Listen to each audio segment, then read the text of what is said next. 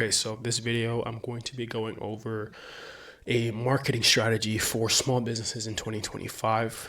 Now, if you don't have anything set up, this video is perfect for you. And if you do have something set up, but it's not exactly working, or if you're in a situation where you've been kind of trying a bunch of different things, just trying to get something to stick, that's where a lot of my clients are when I first start taking care of the marketing. Is usually they're just trying a whole bunch of different things, or they don't really have anything set up yet because they're just so focused on service fulfillment and service delivery. So this video is going to be perfect for you. Now, my name is Steven. I'm the founder of RedTile Media, the best digital marketing agency in the world for B2C businesses. Okay, so the first thing that we're going to be doing is we're going to be setting up some type of paid advertising channel. Okay, so we're going to be doing Facebook here. Doesn't just have to be Facebook. You can do Google, you can do some type of social media advertising, but for this sole purpose right here, we're going to be doing Facebook advertising. Now, when it comes to Facebook ads, you have to figure out what your goal is before you actually start. Before you get a campaign live, you want to figure out what's your goal with this campaign. Do you want to, bring awareness to your business, to your brand? Do you want to generate some type of leads, or do you want to create something where people convert and you want to generate sales off of this ad campaign? So once you figure out what you want to do, let's say you want people to, you want to start generating leads off of this, or you want to be starting sales. So then you're going to figure out, okay, this is exactly how I'm going to set it up. So after you figured out what your goal is with this ad campaign, you want to see what your budget is. Now, if you've already kind of dipped your toe in the waters of Facebook advertising, then chances are how to how to like test certain things, and what your budget should be. You might be more comfortable with using a higher budget than this. But if you're just starting out, something that's small and a little easy depending on how much revenue you make is starting out at $35 a day for about 3 to 4 weeks. Now, that's what I recommend when you're just trying to test out the waters and see how people are reacting to your campaign, to see if it's working or not, see if it's generating the results that you want to generate, which you should have already figured out in the beginning when we went through the what is your goal process. Now, that $35 a day isn't set in stone. If you're in a situation where you can't pay that and you have to pay a little bit less, by all means, pay a little bit less. If you're in a situation where you can pay more and you're willing to spend a little bit more money for this testing phase, then obviously I'd recommend that as well. But just understand this is kind of the testing phase, okay? These next 3 to 4 weeks, we're just going to be seeing how people react to your ad, how it works, how it converts, etc., etc. So you don't want to throw all your money at the wall, okay? Typically, you raise that budget after you see what works. Next, what you want to do is you want to make sure that you're using its targeting options so that your ad is falling into the eyes of the people who can, actually use it. So let's say you are a roofer or some type of contractor or a subcontractor or something like that. You know that a lot of the times there are certain zip codes where people might see your ad, they might interact, they might request a quote, and you might end up doing all that work to end up writing the quote, but people can't end up paying checks, and then it's just a waste of your time. Okay, so there are certain zip codes you want to avoid. And on the flip side of that, that there's certain zip codes where if they do react or interact with your ad campaign, then typically, it usually leads to sales. Now, the great thing about Facebook, though, is you don't have to get too hung up on targeting and things like that, because Facebook does a great job of putting your ads in front of the people who you want to see them, okay? And typically this happens through your copy. So the more specific and the more clear you can be with your copy, the easier it is for Facebook to kind of serve it up on a platter for your targeted audience.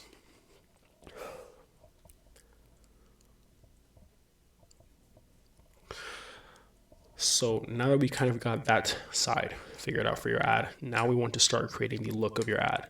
Okay, and the biggest thing that's going to be the picture of the video, we call that the creative. Okay, so what I recommend you do is, if you don't know what works yet, or you kind of need an idea of what would work, just go into Facebook ad library and then search up keywords that are relevant to your business or your niche, and then just see what other people are doing. Okay, see what works for them.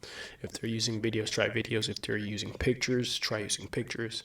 Figure out why they're using that type of picture. See if there's any consistency within different brands and different businesses, and then just try to put your own spin on that. Okay.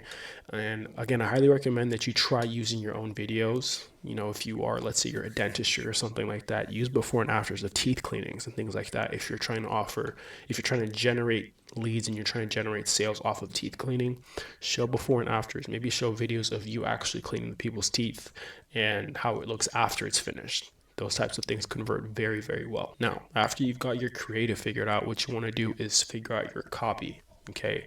Now, copy is a huge part of advertising, right? Copy is just the words that people read. So if you don't want to spend a bunch of time learning how to write good copy, you don't want to read books and watch videos and take courses and things of that nature, then I'm essentially just going to give you a way how you can use ChatGPT to kind of help you with all this. Okay. So the first thing that you want to do is, if you're selling a product or something of that nature, or if you are not selling a product and it's more of a service, then what you can do is go on Reddit or go on any relevant marketplaces that offer the same product that you do, and then just look at people's reviews. Okay, what are people saying? How are people reacting? What type of conversations are they having about your service, about your product, or things that are similar? And then just take all those reviews, take all those conversations, and then paste that into ChatGPT. Now, what you're going to ask ChatGPT to do is you're going to ask them to, out of everything that you just gave them, tell it to tell you the pain points and tell you the benefits that people are talking about your product or about your service. Okay. And then tell them to give you back a list of maybe 10 to 15. Okay. Now, once you get that list, what you're going to do is you're going to ask them to create hooks. Okay. The hooks is going to be the big, bold thing that's above your copy, that's meant to grab the attention and invoke kind of a emotional response out of your viewer, out of the person who's going to be seeing your ad. So ask them to use the pain points and the benefits of the conversations, reviews, etc. that you just pasted, and create 15 plus hooks that, you know, will grab the reader or the viewer's attention. Now, the reason why I'm saying 15 is because ChatGPT is AI at the end of the day. It is a computer. So you kind of have to put a human touch on it, right? And then you as the business person, you as the business owner, you might be able to notice, you know, just different things that might work better based on conversations that you've had with people. Okay, it's great to get this information online and it's great to use AI, but at the end of the day, you are marketing to people, so you want to put more of a human touch on it. Now, after we finish the hook, the headlines, let's say you found out of the 15, you managed to narrow it down to 10, and then 5, and 3, and then you found your 1. Now we're going to be creating the copy. Still use that same initial reviews and conversations and things of that nature that you posted into ChatGPT in the beginning. And what you're going to do is now you're going to ask ChatGPT to create a couple sentences to create the copy for you that handles the pain points. Okay, that's the first thing you're going to do. You're going to ask them to create maybe 2 to 3 sentences that already take care of the pain points listed, so that people know that, hey, this is, you know, some things that you usually find difficult with this specific product, this specific service, but we already take care of that. We handle that. And then you're going to list a CTA, which is just a call to action. Now that can be call here, text here, email here. It's just telling them to do something, so that way they're not just reading something. Okay. And then after that, you're going to ask them for a few bullets to help you stand out amongst your competitors. So chances are you aren't the only business that offers the products or the services that you do. And you have to give people a reason why they want to use you instead of go back to someone else. Okay. Maybe sometimes these people already have somebody who takes care of these services, and you are trying to take them from your competitor, and you have to give them a reason why.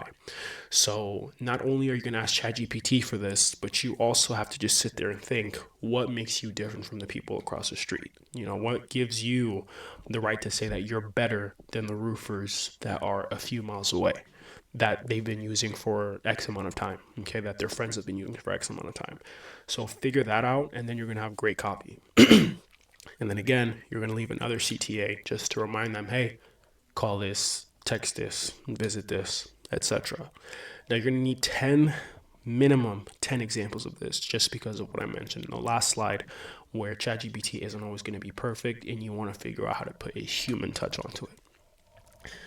Now, you want to track the performance of your ad using Facebook's analytical tools, and you want to change your approach as needed, right? This is very crucial. This is really important in that first 3 to 4 week block, because this is kind of our testing phase. Okay, this is the phase where we're trying out different things. We're seeing just how we're seeing how viewers are reacting to our ads. So maybe we're changing copy, maybe we're changing creatives, maybe we're changing the size of different things inside of our creative. Maybe we're trying pictures, videos, maybe we're trying videos of finished products, maybe we're doing before and afters. Excuse me.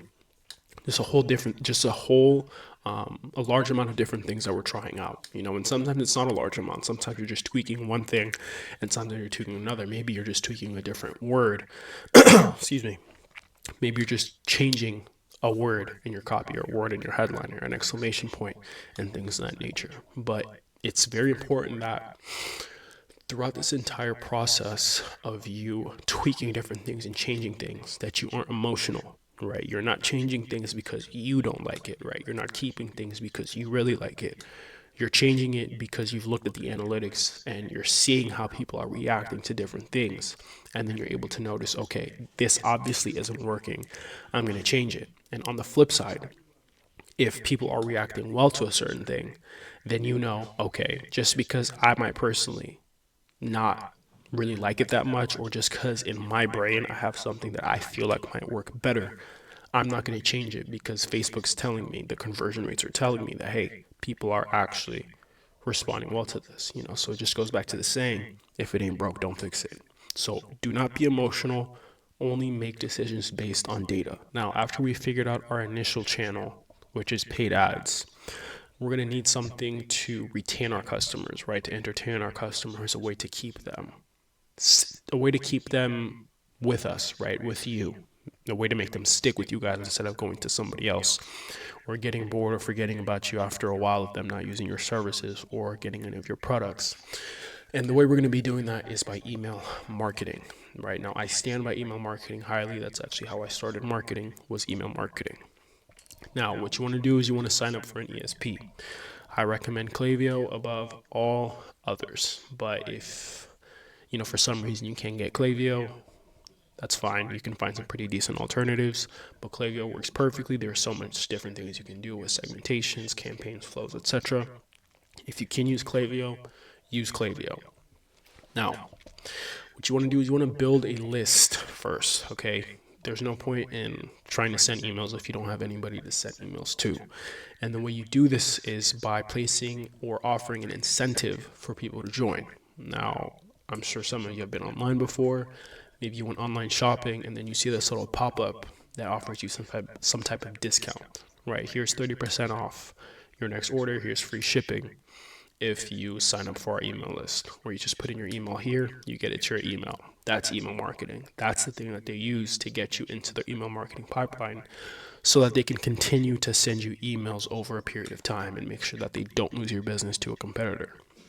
Now, you want to figure out what works best for you, right? Maybe it's a free guide, maybe it's a discount, just something that offers them value, that gives them, when they read it, they say, oh yeah, actually I do want that. Here is my email. You want them to be like, oh, really? I get this, and all I have to give you is my email. Something like that works perfectly. Now, after you do that, you want to make sure that you have a 2-step welcome flow set up, okay? And basically what this is, it's whenever they set up, it's going to trigger, right? And the first step is basically an email saying, move us into your inbox, your main inbox, because sometimes what will happen is it'll get sent directly to spam or a secondary inbox, and then a lot of the times they won't see it. So you want to make sure that you find out a way you can get them to move into that first inbox, and usually that you just do that by asking.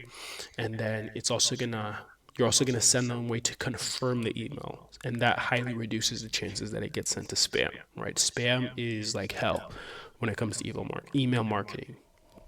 You really want to avoid getting into the spam, because when you do that, your deliverability just drops, and then you just end up sending emails to a bunch of people, but they never see it, right? Because it's in the spam.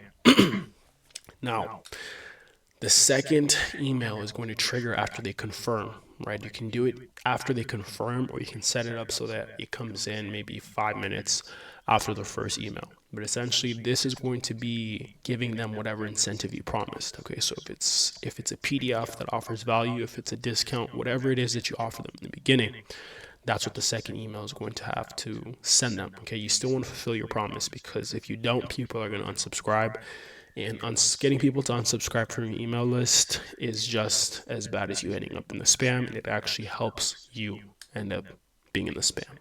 So that two-step welcome flow is crucial. One, get them to move you in the main inbox, or get them to confirm your emails so that they tell the email systems that, yeah, I want to be receiving this email. Excuse me. And two, give them whatever you offer them. Tell them thank you, and then kind of give them a little overview of what they can be expecting as far as emails from you. Now, after this process is over, you have to make sure that you know that you're going to be sending them 3 different types of emails. Okay, one is a value-based email, second is an email based on social proof, and the third one is just a conversion-based email where you are trying to trigger something. Okay, maybe it's a call, maybe it's a meeting, maybe it's a sale, maybe it's a survey. Okay, but you're trying to get them to do something. You want them to interact with you on some level, right? It all depends on whatever your CTA is at that time. So value, very self-explanatory. You're just sending them information that can help them, that relates to your business. Social proof is you just sending them, case studies or things like that. Maybe it's a video of you talking to somebody who you've done some work with, and they're really satisfied with your services, really satisfied with your product. That's the type of emails that you'll be sending them when it comes to social proof. There are a bunch of other emails that you can send them as far as generating revenue and things of that nature. But if you have these 3, then you pretty much have most of your bases covered, and that's really all you need. So value-based emails, social proof emails, and conversion-based emails. Something that you want to do when you're doing email marketing is you want to figure out frequency. Okay, what is the amount of emails that you can send to your email list without them getting annoyed? Okay, and sometimes that number is 1, sometimes that number is 6, right? It really depends on your email list, and it depends on the quality of your emails. Okay, so let's say that you were subscribed to an email list where every single time that you send an email, there was a chance that somebody would get $1 million, right? You can send that email twice a day, every single day for a year, and your open rates will still be extremely high, because the value inside of that email is very, very, very high, right? It's very appealing to your readers. And obviously it's a very extreme example, but it's just showing you that if the quality of your emails are very high, if you are sending extremely great value, if your case studies and social proof emails are, they're just appealing, they're good to watch, they're very informative. If your conversion-based emails, you are not just trying to sell too much, then you'll have no problem with sending 3+ emails a week. But there's a chance that could be too much for your specific list, for your specific audience. So you kind of just have to try out different things and see what works. Okay, so maybe you start at 3 and then go up from there. Once open rates start dropping, that's when okay, I've hit my mark. Once unsubscribe rates start getting up a little bit, that's when okay, I've hit my mark. So figure out what your number is and stick with it. You want to clean your email list frequently. Okay, I recommend that every 90 days, every 3 months. You can do less if you want, but keep in mind, people have lives, right? They can't just be sitting on their email all day, so sometimes stuff happens. But every 90 days, you want to send an email to those who haven't opened your emails in a little bit, and then just send them something to try and get them re-engaged, right? Maybe it's a discount, maybe it's more value, maybe it's something geared specifically towards them. But you want to send them that email to re-engage them in your list. And if they still don't open them, then you have to get them out of your list. You have to remove them, because like I mentioned briefly, spam is hell when it comes to email marketing. All right. And when you don't get people that are engaging with your emails and you are just sending these emails that never get opened, what starts to happen is it looks like you are just sending spam. It looks like you're sending emails that nobody wants. And then it just increases the chance and the likelihood of you ending up to move into spam. And then when you move into spam, then it's kind of like a circle where even less people start to open your emails, and then even more goes to spam, and then you just end up destroying your the health of your email list and the health of your email system, and that just ruins everything, right? Because you're working so hard on these emails, but they can't get anywhere because your email health is completely messed up. So it's very important that you keep a healthy email list at all times, and every 90 days you're trying to engage with people who haven't been there in a while. Frequently A/B test. Okay, A/B testing is essentially sending the same email but tweaking one thing. It's important that you do one thing, but you change you change one thing and you see how they react, right? So let's say you have an email list of 20,000, right? Now it's a bit high. You don't need something that high, but let's say you have an email list of 20,000 and you split it in half. And you say, okay, I want to split test or A/B test my subject line, right? So you'll send one subject line to 10,000, and then you'll send another subject line to the other 10,000, and then maybe you just change one word in that subject line, and then you see how they react, and then you'll know, okay, if Group A had a if Group A had a 67% open rate and Group B had a 54% open rate, then I know that this subject line for Group A works best. And then you can start to gear all of your subject lines to have that specific subject line that you had for Group A. And then you can do this with a bunch of different things. You can do this with subject lines, colors, images. You can do this with that first line in your copy, the first line that people read, that preview line. But again, it's important that you only test one thing, because let's say you test 2, 3, 4, 5 things, then how are you going to know which one moved the needle for you, right? Subject line is easy because it's the first thing that people see, and then you can check that through open rates. But when you're doing things like colors and images and videos and different words in the copy, then it starts to get a little bit messy, because at the end of the day you don't know, and it defeats the entire purpose of running the A/B test in the first place. I highly, highly recommend that you gather info like birthdays, and you send people discounts and offers that are based on their birthdays. You can do the same thing for holidays and other important dates. This is called segmentation. Segmentation is huge when it comes to email marketing, because it just gives more of a personalized feel to email marketing. And whenever you're sending an email to a bunch of people at once, you never want them to feel like you're sending an email to a bunch of people at once. You want to do everything you can to make them feel like the email is going to them directly. And you have things like birthdays and first names in there as well. It just increases the chances of them feeling like it's more of a personal email, and those always convert better. Now, I actually have a video on referral systems dropping shortly after this one does. But to give you kind of a brief overview, we've already got the paid ads, we've got the email marketing system. But another thing that you can do is build a referral system. Okay, so a referral system is basically when you get one of your clients, one of your customers to refer your business to somebody else in exchange for some type of incentive. All right, so you want to create an incentive for your referrers that's actually appealing, right? Just like when we were doing the email marketing and we were collecting the emails, you had to give them something in order for them to give you their email. You have to do the same thing here when you're doing a referral system. So discounts work great. Just straight up cold hard cash works great as well. But just find an incentive that makes sense for you. And then it's just if they bring in more clients, then they get the incentive, okay? And then the whole purpose you want to do this is so that they can bring in clients through word of mouth, all right?